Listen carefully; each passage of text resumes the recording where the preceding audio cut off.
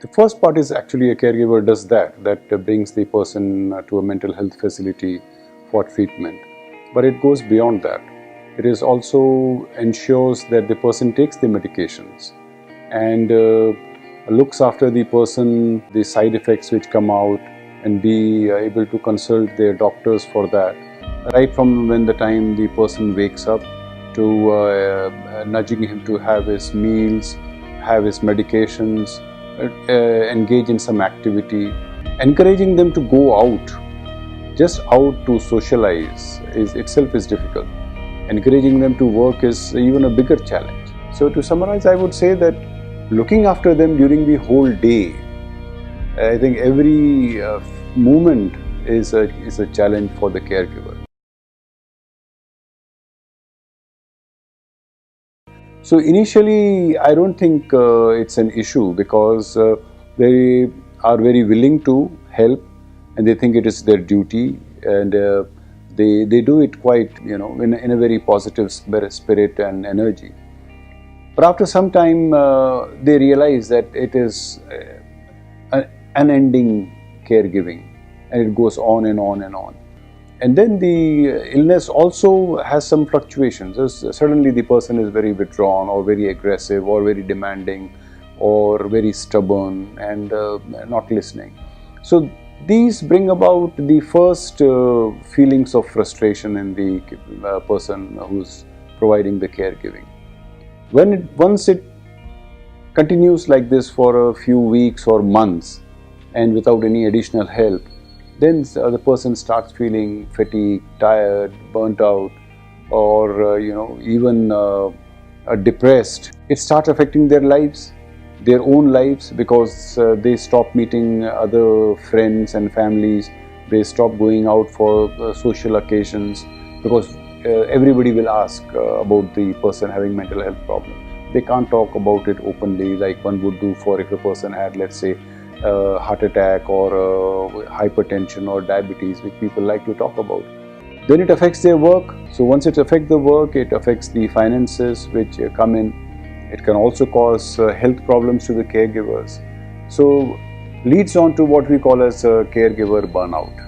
In a burnout, they become totally depersonalized. The person with the mental health problem looks like an object. So that is when I think they have lost track of the passion that they had or the energy that they have to look after.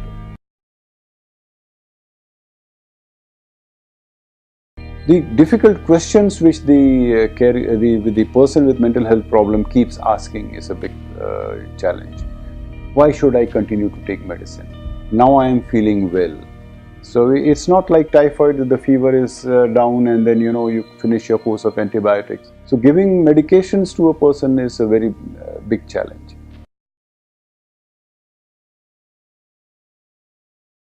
Not only all the medications are expensive, they need to be given for many years. That is one factor. Some of the medicines also require other investigations to see whether the levels are adequate, whether it's causing any side effects. So all those investigations are also very expensive. The person has to keep away from earning job. Not everybody lives very close to the hospital. So traveling, and even if they have to come once in a month, once in a fortnight, once in 3 months, it's a very expensive thing.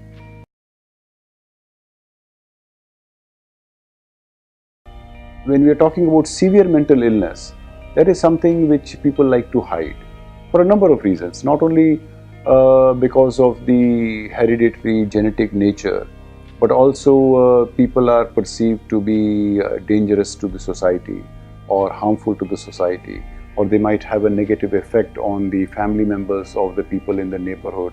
So people still think that they are very unpredictable. Stigma in the society is one issue, and internalized stigma is another issue, where a person feels that, well, I am the stigma felt by the person himself. The caregiver can also feel a stigma. They might think that I am coming out, see people are closing the door, they are going in, they are avoiding to talk to me. or they are avoiding to have any relationship with us. It might have nothing to do with the illness, but the whole perception changes. One thing is openness and to talk about it. In openness, I think repeatedly when they do, even people in the society would be able to empathize with them. They would be able to appreciate that these problems are there. So one way is when they talk about it and then reassure people that it doesn't mean dangerousness or aggression or violence every time, or that this is not what is going to affect the other family members. That is one way of reducing stigma. The other is calling them up about their role and duties as a responsible member of the society. They should be able to help people like they help people with other disabilities. Stigma arises out of ignorance. So that is why I think knowing about it, and then maybe even leaving them with the person for some time, then they feel that actually there's nothing wrong. And it would be another way of educating by example, that you are able to do it.